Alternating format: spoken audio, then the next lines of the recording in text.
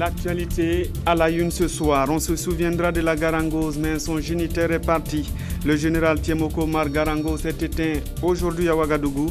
L'ancien ministre des Finances ou encore médiateur du Faso s'est endormi à 88 ans à des suites de maladie. Portrait dans ce journal. Timbuktu sur les écrans du FESPACO. Le film qui a failli être ajourné a été vu par les festivaliers. Il est en compétition pour les Talons d'Or de Yeninga. L'affaire Obouf passera à la barre ce 17 mars au tribunal des grandes instances de Ouagadougou.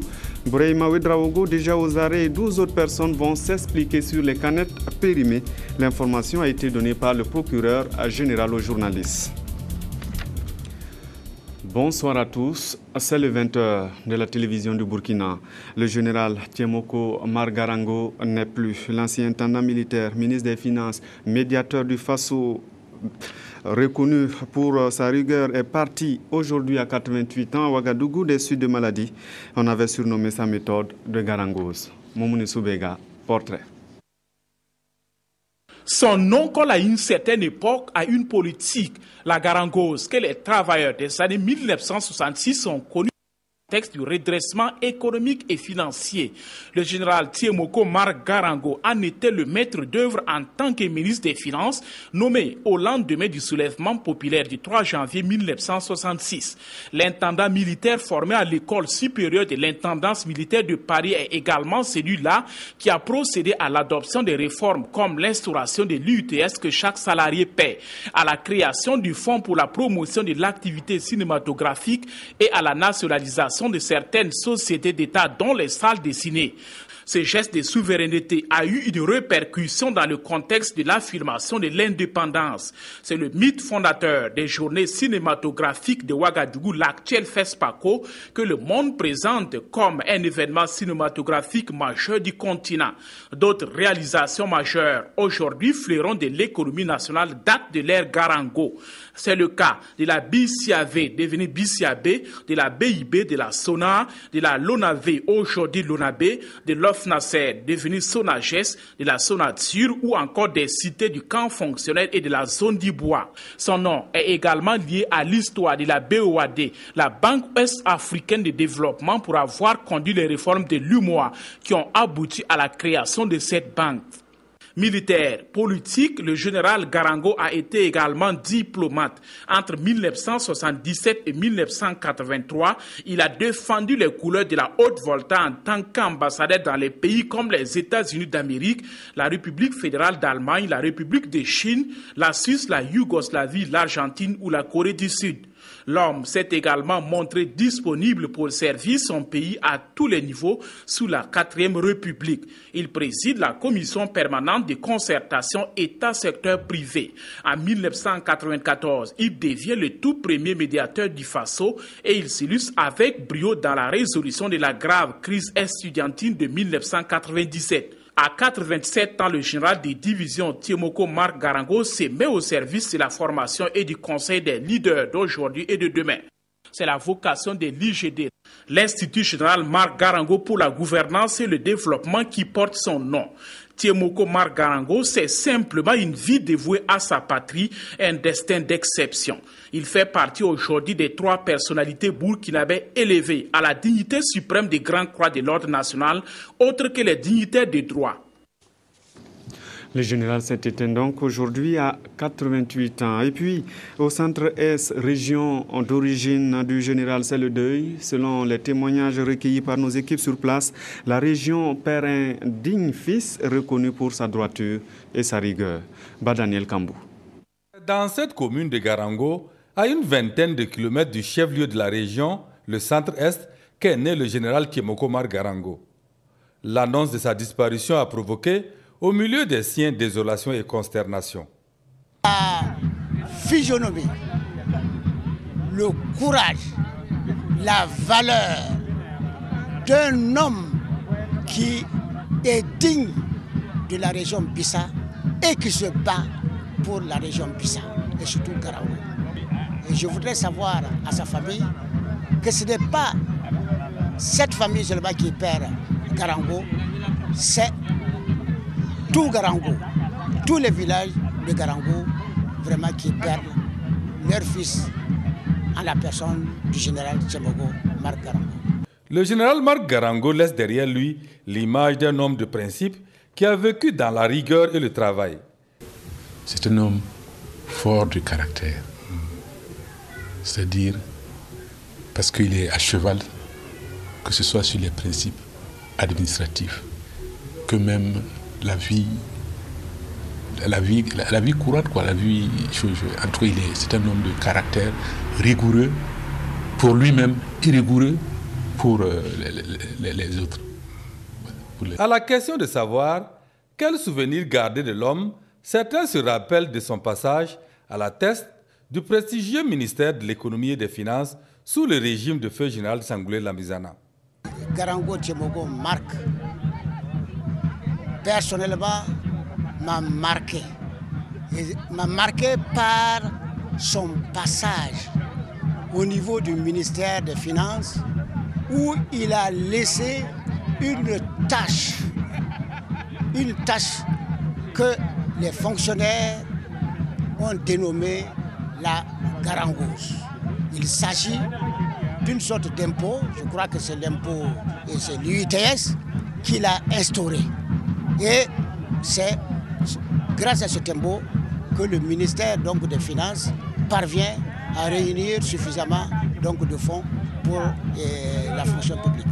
Le général Tiemoko Marc Garango, un grand-père pour les uns, un père pour les autres, un ami, un compagnon ou un frère pour certains, n'est pas prêt à disparaître dans la mémoire des uns et des autres, à entendre plusieurs personnes. Toutes nos condoléances à la famille éplorée. Et puis, tout est comme avant avec les festivaliers du FESPACO. Comme par le passé, le président Michel Kafando les a reçus jeudi pour dîner à Kosiam. Et comme d'habitude, les cinéastes lui ont demandé d'être leur porte-voix dans les instances internationales. Karim Patrick Namono. Le cinéma a réuni les festivaliers à Ouagadougou. Ce cocktail les rassemble au palais présidentiel. Une opportunité de retrouvailles, un tremplin pour immortaliser les rencontres avec les autorités de la transition. Au-delà du volet festif, les retrouvailles autour des tables sont des cadres d'échange pour les cinéastes.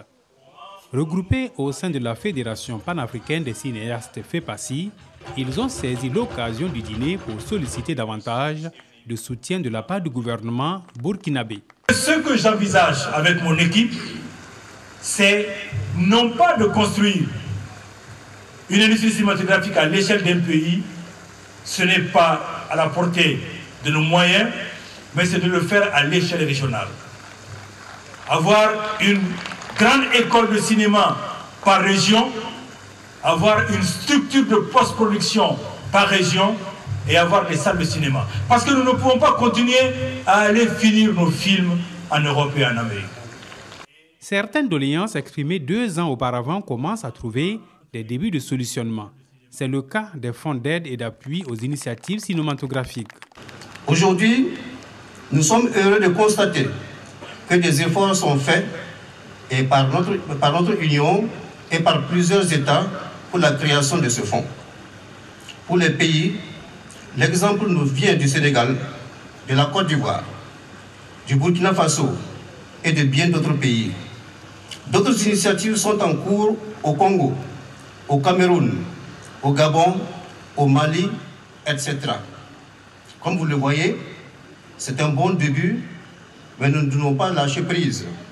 C'est pourquoi je suis persuadé que le président de la transition, président du Faso, va continuer, et ce, dans la limite que lui réserve donc le temps de la transition. Des doléances ont été exprimées, des promesses ont été faites pour soutenir le cinéma africain. C'est la preuve que le 7e art en Afrique fédère les ambitions des cinéastes et des États africains.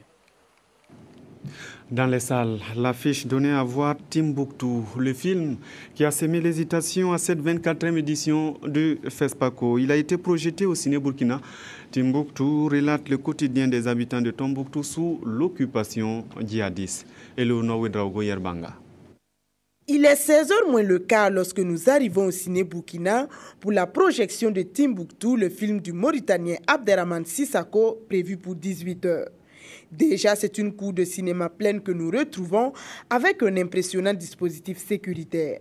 Après plus de 2 heures d'attente, nous accédons à la salle déjà comble.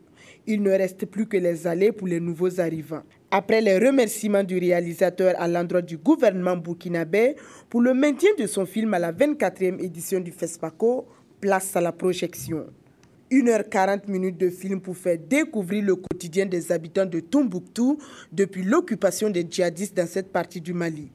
Suppression des activités ludiques, changement d'habitudes vestimentaires, privation de liberté et application de la charia, telles sont les nouvelles lois qui régissent Tombouctou sous la supervision de la police islamique. Une situation qu'a tenu à raconter Abderrahmane Sissako sous forme de fiction pour attirer l'attention de la communauté internationale. Lorsque Tombouctou a été pris en otage par des gens dont la plupart sont venus d'ailleurs, et c'est un choc pour moi et en tant que Sahélien, en tant qu'Africain, tout simplement en tant qu'humain. Et donc je ne pouvais pas rester en marge de ça. Je pense que j'ai voulu jouer mon rôle, qui est le rôle de résister, ce qui est le rôle de dénoncer toute forme de barbarie qui puisse exister. Les cinéphiles qui n'ont pas marchandé leur présence au Ciné Burkina apprécient diversement le long métrage. Oh, beaucoup d'émotions, beaucoup d'émotions. Moi, je n'aime pas des films qui se terminent comme ça. J'ai tellement entendu parler de Tombouctou. Il est beau, hein, il est beau ce film, mais il ne m'emballe pas. Alors, à regarder le film et à suivre l'évolution du film, si les religions devaient être de cette manière, je crois qu'on aurait eu tort de croire à Dieu. C'était un film très poignant, très intense. L'histoire, c'est une très belle histoire et c'est à voir absolument. Je trouve qu'il ne dénonce pas assez et que les gens paraissent trop... Non, pas les gens. Ça les fait trop passer pour des gens un peu trop gentils à mon goût, alors que je pense qu'ils sont 10 fois pires que ça. Après Erema Kono en 2003, Abderrahmane Sissako vise l'étalon de Nyenenga à cette édition avec son film Tombouctou. Mais déjà pour lui, l'engouement des festivaliers est une récompense. J'ai jamais été aussi ému et bouleversé et touché. Donc pour moi, cette projection est une victoire en soi. C'est mon palmarès, je dirais. Le film Tombouctou a reçu au dernier festival de Cannes le prix du jury. Et à Ouagadougou, il est en compétition dans la catégorie long métrage. Pourquoi ce film suscite tant d'engouement aussi bien en Afrique qu'en Europe? Vous allez le voir, il y avait de la foule hier au Ciné Burkina et la raison est simple. Abderrahmane Sissako a osé raconter une actualité brûlante à la question des islamistes. Frédéric Etienne Basenga. Tombouctou d'Abderrahmane Sissako ou la tragédie des habitants de Kidam qui voient leur islam ouvert et tolérant pris en otage par des occupants. Facsimilé de la situation vécue par les habitants du Nord Mali lors de l'occupation djihadiste, Tombouctou met sous les projecteurs un islam pratiqué par des hommes compatissants face à ceux qui n'ont que les mots du djihad à la bouche, ceux qui veulent faire pratiquer leur loi sous la menace des fusils et des répressions. Dans ce film qui est à la fois un hommage aux souffrances et aux morts du Nord Mali, Abderrahmane Sissako célèbre la résistance des vivants. Malamuso ibeta ibe gando. Bese ka gando tugodi. Nebe gando tugodi ka jega fereke. Ibe gando tugodi ka jita kiba funfu jega oka. Bese ka ke tugodi. An so mo yan lamo. Horo ya konnala. Kan la balo klene ala. Ka soro ma gando. O kera sa. Na wa ka bolo tige de fe. Fla flani. Aya tige. Ndemuso ka sa. Ana kunte bolo tige me ibe gando ubi ambetani. Ni ya me be gando bolo de bila. Ndemuso ka sabali. Jogra sa neba. Mo ni nunte kila nyoma ka sabali. Antorola. Ou nana ka faka kuna birdo kuna birdo. Sisan toni ko gam ko bisa gando to ka barake. Aka gele ka ka sabali. Ne kon tado. Ne kon te gando bin tado shini. Tado so ni ma gando. Ko mana itani ni mi beke ko ke. Ko ka tani. Interdiction aux hommes de ne pas retrousser leurs pantalons, aux femmes de ne pas porter de gants, interdiction de chanter et de jouer au football. Bref, le réalisateur montre habilement comment ces interdictions sont refusées ou détournées par les locaux. Abderrahmane Sissako montre aussi que la terreur est bien présente et que les récalcitrants risquent de payer le prix fort. Tombouctou allie humour, prudence, mais aussi gravité. Loin de réaliser un simple réquisitoire de propagande, Le réalisateur mauritanien raconte aussi une histoire et transmet de l'espoir. Salam alaikum. Alaikum salam. Wano rotasi hanne. Iro kambal habari fu erga bir mahargum. Masa fono benka damdi osibori ko damboro hero yer koy hura nda tamio nda tinji hawnda man fajo osibori erga hinka danga ergo jihadi kuna al jihad ma yoro kata jahidune yoro kata jahidu yer koy hura wala ko radi wor fataka jitindika tumbutune barka baka goye dindise a goye ganda lakal nda sawab anacin na marfajo jingal watiri man yoro baka jingal nda lakal nda tabati yoro kuna Dans Timbuktu d'Abdraman Sissako se joue également une autre tragédie, celle qui oppose une famille de paisibles éleveurs de bovins à un pêcheur. Tragédie qui se résout bien évidemment au tribunal des nouveaux maîtres du pays. Timbuktu est en compétition pour les Talons d'Or de Yenega et le jury fera le choix demain. En attendant, place au pronostic des festivaliers. Cinéastes et critiques du cinéma ont une idée du grand vainqueur, Munkun Dabiri. La coordination régionale de Dédougou, nous sommes venus également leur dire prenez vos responsabilités et prenez la décision d'accompagner Dédougou. Des échanges, il y en a eu avec les sympathisants du mouvement, notamment sur la transition en cours au Burkina. Il en ressort que la vigilance reste de mise afin que la lutte menée en octobre dernier ne soit pas vaine. Toujours avec le peuple et selon son slogan, le M21 a une fois de plus demandé que pour mémoire, il soit institué une journée fériée le 31 octobre de chaque année. Vous avez suivi là donc une rencontre du M21 avec Marcel Tankwano qui remercie les militants du M21 et les sensibilise à prendre les cartes d'électeurs. Revenons sur le FESPACO et disons que Timbuktu est en compétition pour le Talon d'Or de Yenega et le jury fera le choix demain. En attendant, place au pronostic. Les festivaliers cinéastes et critiques du cinéma ont une idée sur le grand vainqueur, Munkun Dabiri. Des 19 films en lice pour la conquête de l'étalon d'or de Yenega, Timbuktu, le film aux 7 Césars, aura capté l'attention des cinéphiles. Cependant, la messe n'est pas encore dite. Si les observateurs s'accordent sur le fait que les films en compétition sont de belle facture, les avis quant au potentiel étalon d'or diffèrent. Nos pronostics, c'est un peu délicat d'en donner, vu qu'on n'a pas tout vu, mais je pense qu'il y a certains films qui ont de sacrés arguments, ne serait-ce que par la fréquentation du public, par exemple le Timbuktu, dont tout le monde parle, le printemps tunisien aussi, il a de sacrés arguments. J'ai vu Rapa Bamako et Tombouctou. Bon, donc je pense que ces deux films-là ont leur chance. Vraiment, pour les talons. Moi, je peux dire que c'est le long métrage Rapta à Bamako de Cheikh Oumar Sissoko. C'est un film d'actualité, le contenu est riche. Le Célir 512 aussi. Ce film m'a beaucoup plu. Il y a des films de très très grande qualité. Mes préférés sont L'œil du cyclone, du Burkinabé Traoré, je crois, Sékou Traoré. Il y a un film éthiopien aussi, Price of Love, que j'ai trouvé excellent. Une belle histoire d'amour qui m'a touché. Et puis le film d'une Sénégalaise, Mademoiselle Gay, qui s'appelle Des étoiles, qui est un très beau film aussi. Mais j'ai vu beaucoup de films et la sélection est très bonne. Il y a des films de très bonne qualité, d'excellente facture. Les films que j'ai vus là, je suis dans l'embarras du choix. Parce que vraiment, il y a la qualité. À quelques heures de la proclamation officielle, difficile de prédire qui remportera les talons d'or et les 20 millions de francs CFA de cette 24e édition du FESPACO. Suspense donc. Il faudra encore attendre demain samedi 7 mars autour de 17h pour découvrir le nom du successeur du Sénégalais Alain Gomis. Et puisque c'est le jury qui aura le dernier mot, son verdict sera rendu public demain à la clôture du FESPACO prévue au Palais des Sports à partir de 16h. L'heure limite d'arrivée est fixée à 15h30. À cette édition du FESPACO, justement, votre maison, la RTB, est au marché international du cinéma et de la télévision. Dans le stand, on peut voir des productions maison, des gadgets et des habillements griffés RTB. L'objectif est de nouer des partenariats. Ini Janine Walkoy Kambiri.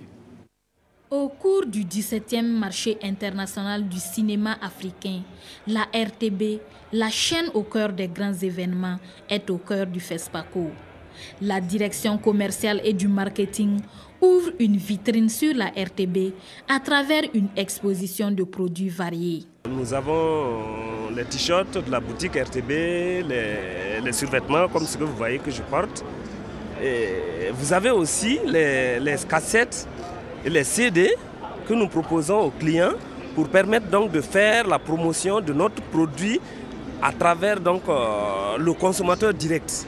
Vous avez de affaires publiques jusqu'aux documentaires comme Villégiature qui permet donc de montrer des sites touristiques du Burkina.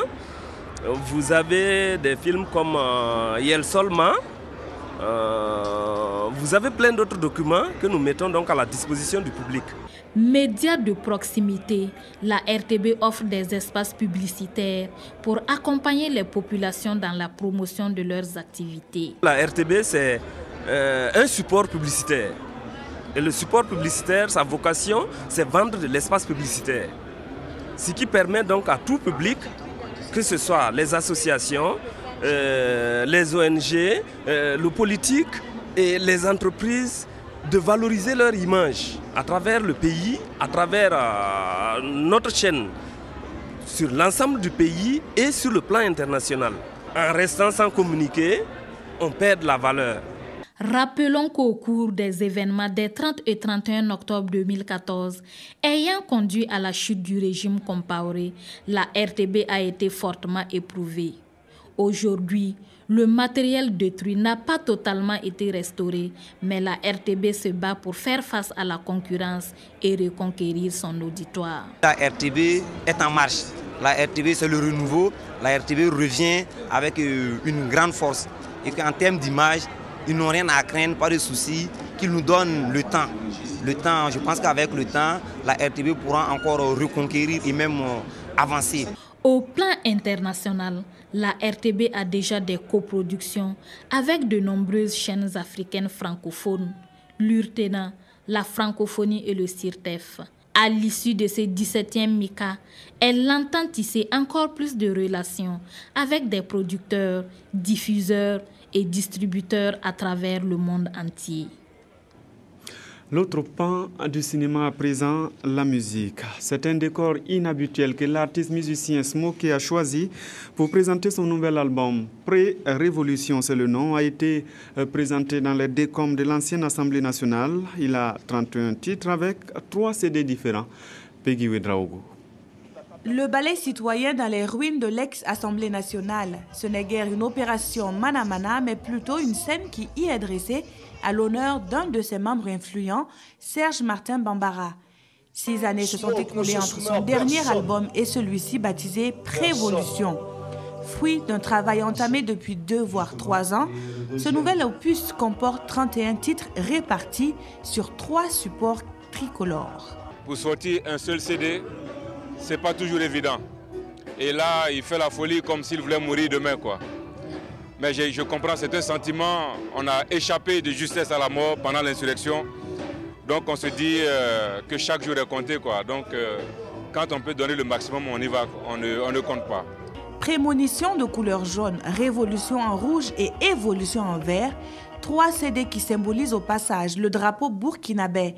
Le néologisme Prévolution comme titre incite les mélomanes de par le monde à maintenir la garde et surtout à agir pour une Afrique prospère. 1. Je ne ressemble à personne. 2. Personne n'est mieux que personne. 3. De compte à rendre à personne. Donc comme j'ai dit tantôt, je ne me soumets à personne. Chaque fois qu'il y a un problème, qu'il y a une rupture dans le contrat de confiance entre le peuple et ses leaders, je pense que les musiciens peuvent jouer un rôle pour pour créer le link entre les 1% du haut et les 99% du bas. Smarty, Awa Boussim ou encore le regretté doyen de la musique burkinabé, Amadou Balaké, ont tous participé à la réalisation de l'album. Dans la foulée, Smoké lance une campagne dénommée « Après ta révolte, ton vote » en cette année d'élection au Burkina Faso.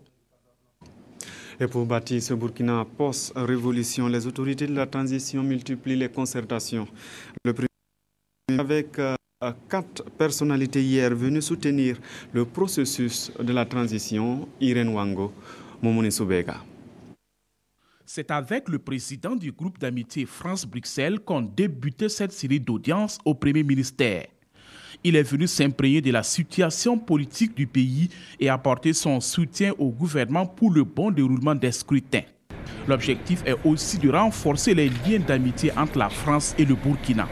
Nous avons une conversation très intéressante sur la transition, sur évidemment la relation franco-burkinabé qui est très bonne et sur la façon dont les uns et les autres souhaitent accompagner le mouvement de transition qui nous mènera aux élections du 11 octobre.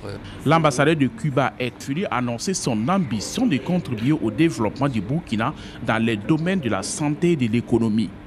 Nous sommes ici pour avec l'engagement de contribuer à la coopération dans les domaines de la santé, l'éducation et du sport. L'audiovisuel est le point qui a été abordé par le délégué de la Fédération Wallonie de Bruxelles. Il a aussi témoigné sa solidarité dans le processus de transition. Nous avons commencé aussi pour beaucoup par la culture, dans toute sa diversité d'activités artistiques, notamment à travers le cinéma et l'audiovisuel. On a en tout cas souhaité bonne chance au Premier ministre pour que la transition poursuive son chemin. Je pense qu'elle a très bien démarré. On le disait avec l'ambassadeur que la transition était suivie de très près par la communauté internationale. Cette série d'audiences a pris fin avec l'UPC. Le président et son équipe ont aussi apporté leur soutien au chef du gouvernement pour le bon déroulement des élections et du processus d'enrôlement en cours. En tant que parti politique, partie prenante donc, du processus actuellement en cours, il nous a paru opportun de revenir redire tout notre soutien et notre appui à la transition et à ses autorités. Et nous, en tant que parti, on prend cette question de l'enrôlement au sérieux, au point que demain, je conduis une délégation du parti dans le stade Matenga pour rencontrer des jeunes dans des villages et les inciter à aller s'inscrire sur les listes électorales. Renforcer la coopération bilatérale au sud-sud, c'est long. Retenons tout simplement que Auguste Denis Barry, à la tête d'une délégation, a été reçu par le président Ibrahim Boubacar Keïta. Et là aussi, le processus de la transition a été exposé au président malien Adama Guiti, Ernest Kambiri. Bamako, sur les rives du fleuve Niger, au palais de Koulouba. Nous sommes en début d'après-midi, ce jeudi 4 mars 2015, lorsque le président malien Ibrahim Boubacar Keïta reçoit pour la première fois en terre malienne une délégation officielle burkinabé après l'insurrection populaire des 30 et 31 octobre. Porteur des messages du président du Faso, président de la transition Michel Kafando à son homologue malien, la délégation gouvernementale conduite par le ministre de l'administration territoriale, de la décentralisation et de la sécurité, Auguste Denis Barry, s'est longuement entretenu avec le locataire du palais de Koulouba sur des questions bilatérales et de coopération entre les deux pays. Nous avons profité également pour faire un point de situation sur la transition qui est en cours au Burkina depuis le début du mois de novembre 2014. Nous avons rendu compte également à son Excellence le président Ibrahim Boubacar Keïta des perspectives en termes d'organisation des élections à venir dans notre pays pour faire en sorte que la transition puisse aboutir à la mise en place d'institutions constitutionnelles. Nous avons également eu l'occasion de saluer l'intervention de son Excellence durant la période difficile que notre pays a vécue pendant l'insurrection et la période également qui s'en est suivie. Nous avons eu également l'occasion de recevoir des conseils de la part de son Excellence sur la conduite du processus de transition. Et nous avons reçu également de lui des informations relatives à la signature par l'État malien de l'accord d'Alger et qui devrait permettre évidemment au peuple frère du Mali de normaliser donc, la situation qui, comme vous le savez depuis quelques mois, est assez préoccupante en termes, n'est-ce pas, de stabilité, en termes de sécurité. La rencontre avec le chef de l'État malien et la délégation gouvernementale burkinabé a été également mise à profit pour échanger sur des questions liées au vécu quotidien des Burkinabés vivant au Mali et vice-versa, autrement dit sur des questions d'intérêt commun. Vous savez que nos deux pays sont liés, et c'est trivial de le dire, du point de vue de l'histoire, du point de vue de la géographie, et à plusieurs égards d'ailleurs.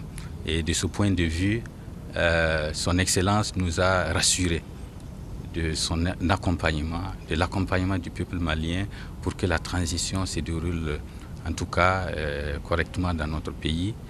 Nous avons également rassuré son Excellence du soutien du Burkina sur tout ce qui permettra à ce pays frère d'aller vers une sortie définitive de crise donc, au Mali.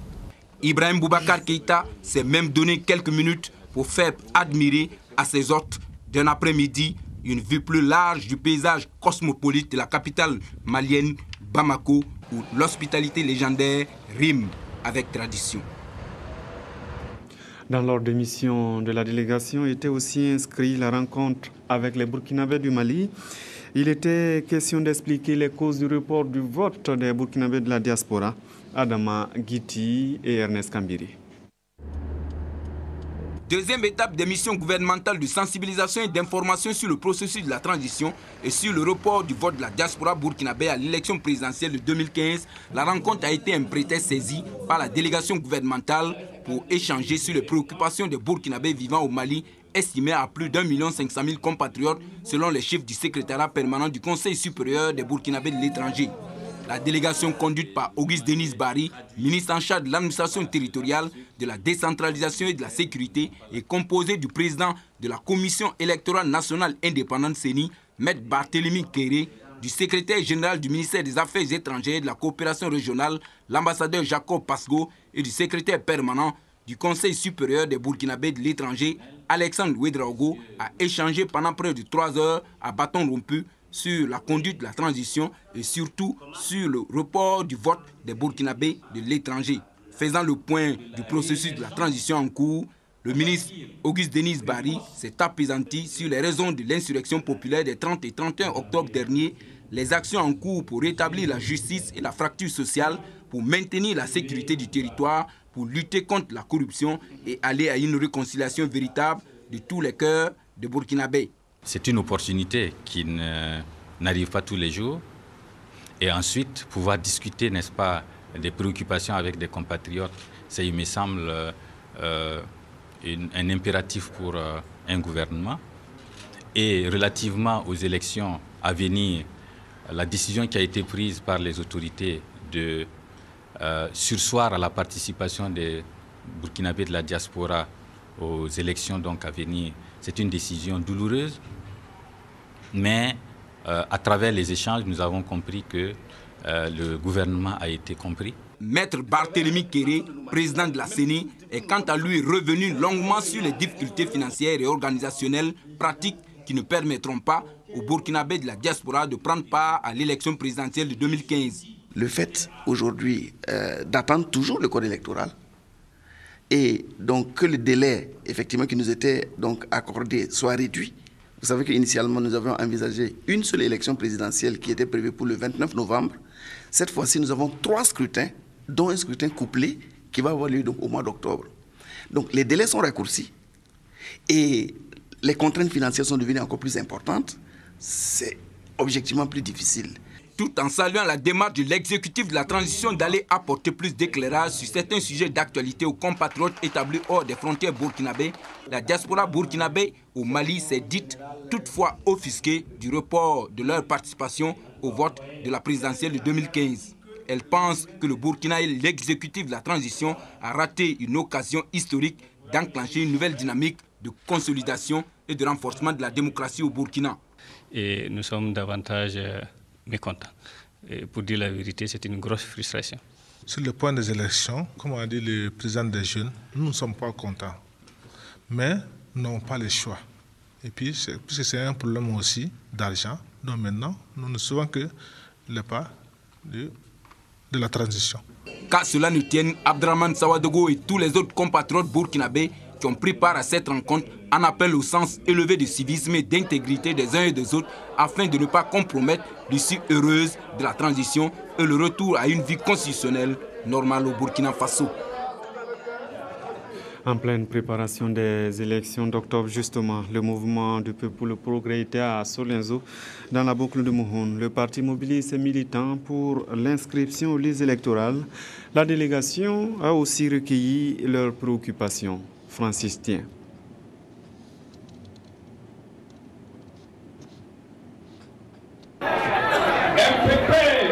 De Nouna dans la Koussi à Kiriba dans le Mouhoun en passant par Solenzo dans les Banwa, c'est un accueil triomphal qui a été réservé à Salif Diallo, premier vice-président du mouvement du peuple pour le progrès MPP et à sa délégation. Une tournée marquée par l'étape de Solenzo caractérisée par une forte mobilisation du monde paysan.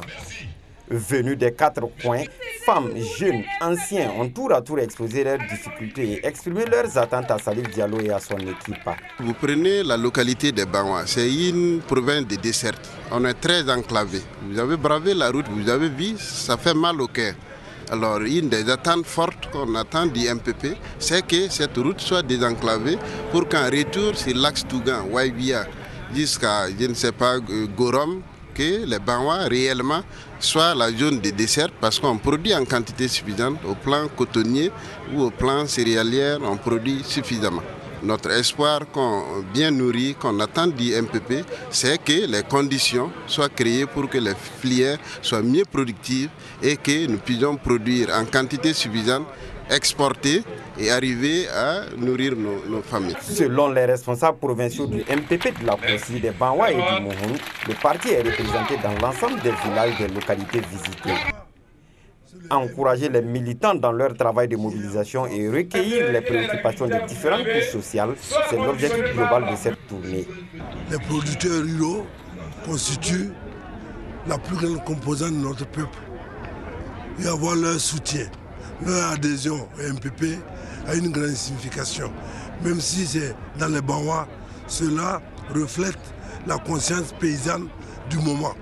Et c'est ce qui nous fait croire que le MPP, aujourd'hui, est le parti des paysans. C'est un parti paysan. Et les revendications paysannes seront au devant du programme du MPP. En route pour Kiriba dans le Mouhoun, dernière étape, la délégation du MPP a eu droit à un bain de foule à Karo, village situé à quelques kilomètres de Libreville. Pour permettre au parti de déposer ses valises à Kossiam à l'issue des élections du 11 octobre 2015, le premier vice-président du MPP a invité les militants à se faire enrôler massivement. Le Japon donne à plus de 2 milliards de francs au gouvernement burkinabé. La somme devra servir à l'achat du riz. Le geste est fait chaque année pour servir à l'aide alimentaire. Nathalie Sawadogo. Le gouvernement japonais offre 2 milliards 200 millions de francs CFA à l'État burkinabé. Ce don est destiné à l'achat de riz dans le cadre de l'aide alimentaire KR 2014. Par ce geste, le pays du soleil levant entend contribuer à la sécurité alimentaire des Burkinabés, partant de là au développement socio-économique du Burkina Faso. Cette aide est d'autant plus importante qu'elle intervient à l'issue d'une campagne agricole 2013-2014 marquée par de nombreux aléas, lesquels ont affecté négativement les prévisions de la production céréalière. L'aide alimentaire japonaise participe de façon significative à la lutte contre la faim et la diversification des produits alimentaires des consommateurs. Elle contribue à la réduction de l'importation de riz et au financement des projets de développement par la reconstitution des fonds de contrepartie. Pour son Excellence, Monsieur l'ambassadeur du Japon, cette cérémonie revêt un caractère assez particulier. Il s'agit de la première cérémonie de signature d'échange de notes à laquelle j'assiste pour poser un acte d'amitié et de coopération au nom du gouvernement japonais, 5 mois après l'insurrection populaire que le Burkina Faso a vécue. À travers cette aide, le gouvernement du Japon voudrait non seulement contribuer à satisfaire les besoins alimentaires et nutritionnels des populations vulnérables, mais surtout encourager le gouvernement de Burkina Faso à garantir rapidement la sécurité alimentaire. Le Japon décide d'apporter aussi une assistance aux agriculteurs burkinabés pour l'amélioration de la production des semences et la promotion d'une agriculture orientée vers le marché. En plus de l'octroi des intrants agricoles, le Japon apporte également son appui à la recherche dans le domaine de l'agriculture. Dans l'actualité ce soir, les personnes impliquées dans l'affaire Obouf comparaîtront ce 17 mars à 8 h au tribunal de grande instance de Ouagadougou. C'est l'information principale donnée hier par le procureur général. Selon lui, le PDG Bourema Ouedraogo est aux arrêts, Bouma Ernest Nebié, Nathalie Sawadougou. La procédure judiciaire suit son cours dans l'affaire des canettes périmées de Obouf. Le PDG de la société séjourne actuellement à la maison d'arrêt et de correction de Ouagadougou. Lui et plusieurs autres personnes sont en attente d'être jugées le 17 mars prochain. C'est la principale information donnée par le procureur du Faso au cours de cette conférence de presse. Les chefs d'accusation, les voici. Nous avons 14 personnes qui sont donc poursuivies et ces 14 personnes sont composées d'une personne morale, à savoir la société Obouf, et 13 personnes physiques, dont le PDG de la société et le DG de la société.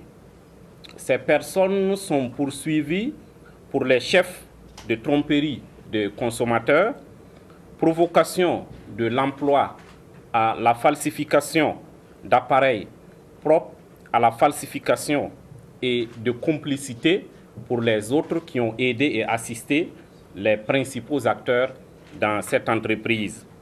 Et toutes ces personnes physiques ont été placées sous mandat de dépôt en attente de jugement. Et nous vous assurons que l'audience du 17 mars aura bel et bien lieu. Selon le procureur du Faso, les avocats de la société mise en cause avaient demandé la transaction. Une idée que le ministère de l'Industrie, du Commerce et de l'Artisanat a rejetée. La transaction, on pourra dire que c'est la possibilité que la loi offre à l'administration pour pouvoir discuter avec une personne mise en cause sur l'éventualité de reconnaître les faits et de payer une certaine somme contre une non-poursuite. Alors, il y a une seconde procédure que nous avons engagée parce que nous avons un certain nombre de questions auxquelles cette procédure de flagrant délit ne peut pas donner réponse au regard de la rapidité de ce qui peut se faire au cours de cette audience où nous n'avons pas de solution. Si nous avons choisi de saisir le juge d'instruction à travers 2 infractions. Nous avons l'infraction d'administration de substances nuisibles à la santé et celle de contrebande, qui est une infraction douanière. Alors, le juge d'instruction est déjà saisi. Il a procédé à l'inculpation de toutes les personnes physiques qui ont été déférées devant lui et des mandats de dépôt ont été décernés contre toutes ces personnes. Et nous disons toujours dans notre jargon que le dossier suit son cours. Le procureur du Faso s'est également prononcé sur la grève de la faim de l'avocat de Obouf. Selon lui, il ne s'agit pas d'une grève de faim, car le manifestant qui dit protester contre la procédure judiciaire en cours ne s'est pas privé de nourriture pendant sa grève. À 2 jours du 8 mars, À l'étranger, nous sommes en Allemagne. Il y aura bientôt des quotas à respecter pour les femmes dans une centaine d'entreprises. Un texte de loi a été adopté par le Parlement allemand ce matin en la matière et son application définitive devrait débuter à partir de 2016. C'est le point de départ d'une campagne de sensibilisation sur le VIH-Sida, la sécurité routière et la préservation de l'environnement. Le cérémonial de lancement de la campagne se déroule justement aux abords de la nationale numéro 1, l'une des routes les plus fréquentées du Burkina Faso, avec tout ce que cela implique comme défi, aussi bien en termes de préservation de la santé humaine que de la sauvegarde de l'environnement. Pour la présente campagne, des actions de sensibilisation sont prévues en direction des usagers et des populations riveraines. On constate souvent qu'il y a des soucis par rapport même aux activités liées à l'exploitation de la route. Il s'agira de mener des activités sur le terrain, des activités de sensibilisation à travers certainement des théâtres forats, des jeux et des sensibilisations tout au long de la route. 4 associations ont reçu délégation du ministère en charge des infrastructures et du désenclavement pour mener les activités de sensibilisation. Disons que cette cérémonie de démarrage des activités est la bienvenue en ce qui concerne les différentes activités qui sont menées, surtout une doléance phare, à savoir la réalisation d'un parc automobile pour le stationnement des gros camions. On avait aussi posé le problème des ralentisseurs au niveau du centre-ville. Voilà, ces ralentisseurs, c'est vraiment quand même très capital. 14 communes reparties le long de la nationale numéro 1, route de Bobo, sont concernées avec une population estimée à plus de 600 000 personnes. Les activités doivent être financées grâce à un projet de l'Union européenne, unique bailleur de fonds à hauteur de plus de 160 millions de francs CFA. Un projet prévu pour durer 12 mois. Nous sommes allés très vite en besoin. C'était là donc une campagne de sensibilisation sur la sécurité routière, l'environnement et le VIH-Sida. C'était à Boromo, un reportage signé de Amandine Lalsaga. À la une des quotidiens, aujourd'hui, il y avait la rencontre du président avec l'armée, mais pas seulement. Les quotidiens commentent surtout les décisions prises pour accélérer les crimes de sang et économiques. Lecture croisée des journaux avec Godefroy Bazier. Mes confrères commentent abondamment les décisions prises par le Conseil des ministres de mercredi dernier pour accélérer certains dossiers de justice. Pour notre temps, en sonnant la fin de l'impunité, Kafando et Zida semblent enfin se réveiller de leur sommeil de 3 mois pourvu que de tels actes forts se poursuivent. Le journal Le Quotidien estime que si ces affaires sont jugées, ce sera un grand pas vers la réconciliation nationale et l'apaisement social. Et de poursuivre que la réconciliation au forceps menée par l'ex-régime ne pouvait être sincère ni productive à cause d'une tare congénitale, l'absence de justice. L'observateur Palga prêche pour les causes orphelines. Il faut se garder de ne s'intéresser qu'aux cas les plus emblématiques et les plus médiatiques, car même ce sont elles qui sont sous le feu des projecteurs. On aurait tort d'oublier ce que nous avons toujours appelé les causes orphelines. Et orphelin pour orphelin, aujourd'hui au Faso évoque le dossier Thomas Sankara en indiquant qu'il n'est qu'à son début. Le gouvernement burkinabé est donc sous pression et doit répondre vite à ces questions. Quand est-ce qu'aura lieu l'expertise? Quelle suite lui sera donnée? Un juge militaire sera-t-il désigné pour instruire à charge et décharge? Et quel juge pour un dossier aussi balèze?